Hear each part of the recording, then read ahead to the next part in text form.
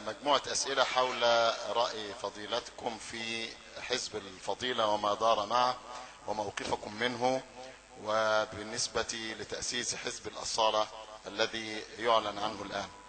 والله يا جماعة، هو باختصار هي مش رأيي. أنا سأشرح لكم ما حدث، وما حدث اللي أنا هشرحه ده أنتم شهود عليه وهو مسجل.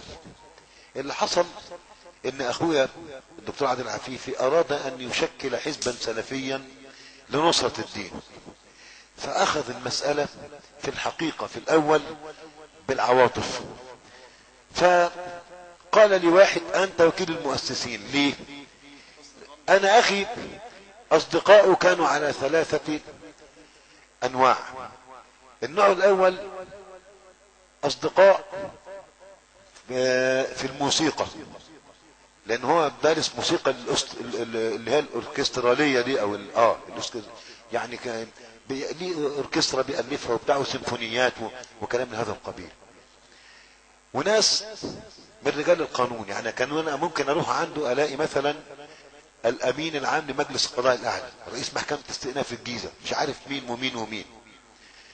الفريق الفصيل الثالث شخصيات عامة، لانه هو كان ماسك مدير مصلحة الهجرة والجوازات والجنسية، وفي ذاك الوقت اللي يتذكر كانت الجرايد بتكتب عنه كل يوم، لانه عمل انقلاب في هذا الامر.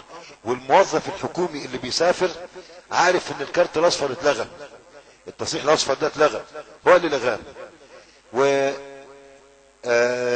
فده كان دول الانواع. كان كل يوم جمعة بعد صلاة الجمعة بيجلس في فيلا خاصة بصديق لي استاذ في كلية الطب. هذه الفيلا تجمع، او هذا المجلس يجمع اساتذة في الطب واساتذة في القانون، ومنهم واحد راجل مطرب وملحن لن اذكر اسمه. هذا المطرب كان دائما التهكم على الاسلام، اخي مصلي ويصوم وما الى ذلك. لكن انا اظن ان الحادثة التي غيرت حياته تغيرا جذريا ان هو في مجلس من المجالس دي، وكان فيه الدكتور مصطفى الفقي والجماعة دول كلهم موجودين. الراجل المطرب ده سب الدين، فقال له: انت بتسب الدين؟ قال: انا قلت ديك بالكاف. وبعدين ايه يعني لما بسب الدين؟ قال له: بتسب الدين؟ راح قالع الجزمة ومسكها وطاخ على وشه: اطلع لي بره. يقول: اطلع لي بره. وضرب الراجل دخل المستشفى وبتاع. من هذه اللحظة هم بقى عمالين يتصلوا بيه: والله يا اخوانا. ومنهم الامين العام بتاع مجلس القضاء الاعلى ده: احنا لا غنى لك، لا غنى لنا عن حضورك. قال لهم: خلاص انا مش هحضر المجالس دي، لن احضرها مرة ثانية. وبعدين قال، وانا بقولها شهادة اهي، بلغتني عنه ولم تبلغني منه. قال لزوجته: خلاص انا كل دول هقاطعهم، انا اصحابي هم اصحاب اخويا محمد، عشان دول ناس محترمين اللي هم الناس السلفيين. ومن ساعتها قفل، اغلق جميع الابواب. بتصلوا دعوتان في كل سنة. دعوة من السويد، لانه كان في السويد بيروح كل سنة يفتحوا له ده للاوبرا هناك، والاوركسترا السيمفوني هناك يعزف المقطوعات بتاعته وهو ضيف شرف. واختاروه رجل العام في السويد سنة 2001. ودعا من النمسا. قفل كل الاشياء دي وخلاص. وقال: انا اصحابي اصحاب اخويا، انا راجل سلفي، واحنا خلاص وحياتنا ولازم نسعى نصرة الدين. وانقلبت حياته 180 درجة. انا بقول المقدمة دي ليه؟ علشان تتصور ايه اللي ممكن يكون حصل لي من اخواني السلفيين، الله يسامحنا ويسامحهم. قال: فلان الفلاني هو وكيل المؤسسين.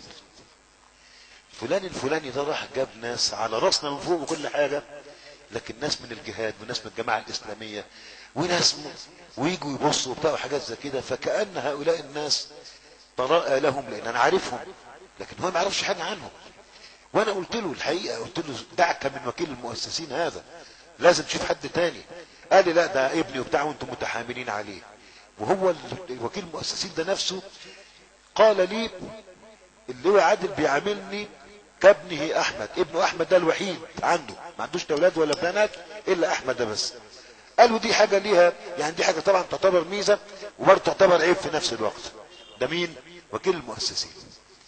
لما الحزب بدأ يقف على رجليه واجتمعت التوكيلات، فوجئنا بان الناس دي كلها جاية، وبان في الاستاذ خالد سعيد عضو المكتب السياسي، هم عملوا مكتب سياسي، المكتب السياسي ده كله من بره القاهرة، من بره القاهرة، وهم اللي عملوه. بيصرح في جريدة المصري اليوم بان احنا هنعمل جبهة مع احزاب كذا وكذا وكذا وكذا. حزب الفضيلة هيعمل جبهة مع هذه الاحزاب. السؤال، هي دي بقت احزاب؟ هو انت سيادتك لما تقول انا هعمل حزب بقيت حزب، ولا لازم تحصل على ايه التوكيلات وتعلن رسميا؟ يبقى في الحالة دي نقعد نتفق مع بعض هنعمل ايه. لكن ان كنت قد فشلت في تكوين حزب وعايز تتعامل مع حزب الفضيلة، تبقى تنضم لحزب الفضيلة كشخص، صح ولا مش صح؟ وبعدين لما تصدر تصريحات كهذه تصدر من رئيس الحزب، ورئيس الحزب لقى نفسه طرطور لا مؤاخذة معلش، وان الناس بيتصرفوا بهذه الطريقة. فجالنا تليفونات من السويس وتليفونات من بورسعيد، ويجي واحد من نفسه بنفسه من قنا وقال يا جماعة انتوا خدعتونا، انتوا قلتوا ان ده حزب سلفي. خلي بالك بقى، الحزب ده فيه عناصر لا داعي لذكر اسمها، العناصر دي تريد ان تحارب حزب النور. انا اقولها والله عز وجل شهيد. طبعا الوقت والظرف لا يتحمل هذا مطلقا، ونحن يعني اخوان. فقال الوكيل المؤسسين اعمل لي توكيل علشان انا اللي اتصرف في التوكيلات دي. قالوا لا انا مؤتمن على التوكيلات دي. الناس قالوا احنا ما نعرفكش، انت مؤتمن ايه؟ نعرفك. حتى الراجل بتاع قنا قال لي الاخويا ما تاخذنيش، انا لا اعرفك ولا اعرف وكيل المؤسسين بتاعك، انا اعرف محمد عبد المقصود. المهم المسألة قاعدت محل اخذ ورد. لما وجدنا ان الامر آل الى طريق مسدود، هو انسحب وقال خلاص انا ماليش دعوه بهذا الحزب، وانا بالتالي سحبت دعمي لهذا الحزب. وهو اعلن عن حزب الفضيلة الاصالة يعاونه فيه ناس من خيرة الشباب. هذا كل ما حدث في هذه المسألة، والله على ما اقول وكيل. نعم. يعني احنا والتوكيلات اللي اتعملت انا مستعد اي واحد يروح يلغي عايز يلغي التوكيل انا ادفع له الثمن. طبعا هيستغلها ويعمل بيها، هيعمل بيها حزب. بس قول لي انا اعمل ايه؟ انا بعتذر لجميع الناس اللي دخلوا على قول ان انا مرجعية الحزب، وانا فعلا مرجعية، كنت مرجعية، لكن لما لقينا ان المسألة راحت في ناحية تانية خالص ما اقدرش ان انا استمر بالشكل ده. مش ممكن ادعم حزب بيبقى بالطريقة دي.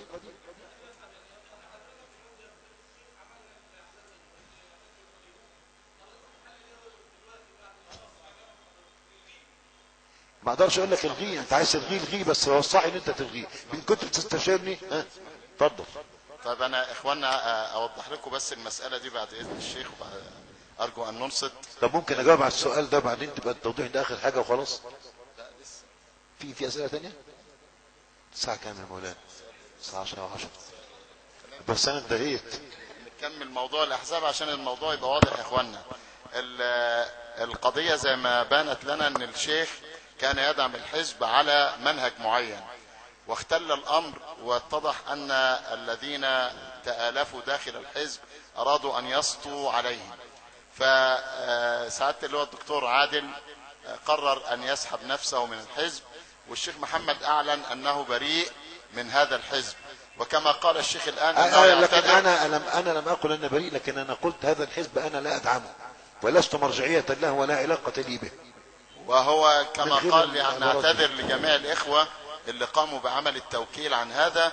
اما موقف التوكيلات التي تمت، فمن اراد ان يستمر على وجهة هؤلاء يبقى كما هو، ومن اراد ان لا يتحمل الوجهة التي يرتبون لها فعليه ان يلغي هذا التوكيل. لكن انا اسألك سؤالا امام الناس، تشهد بالله انني لم اتدخل في هذه القصة ام لا؟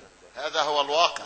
لا بقى تدخل فيها لم يتدخل في تفاصيل. انا جلست اراقب واشوف ايه اللي بيحصل لما آل الامر الى ما آل اليه. والناس الوسطاء اللي كان منهم الدكتور محمد عبد السلام ومنهم الشيخ ممدوح جابر جم نقلوا الي الصورة واضحة، خلاص شلت نفسي. ثم قال الشيخ نفسه، قال لأخيه وشقيقه الأكبر سعادة اللواء الدكتور عادل، قال له انا لن انصر ولن ادعم هذا الحزب ابدا ما دام فيه هذه الطائفة، حتى لو بقيت انت فيه. أليس كذلك يا شيخ؟ بلى، ما هو ده اللي حصل، هو قاعد اهو. الإخوة الموقف الآن، الإخوة اللي قاموا بعمل توكيلات إذا أرادوا الاستمرار هم يتجهون إلى أن هم يستغلوا هذه التوكيلات لعمل حزب لهم بطريقتهم. من أراد أن يستمر بهذه الصورة فليس عليه حرج، ومن أراد أن يبرأ منها فعليه أن يلغي هذا التوكيل.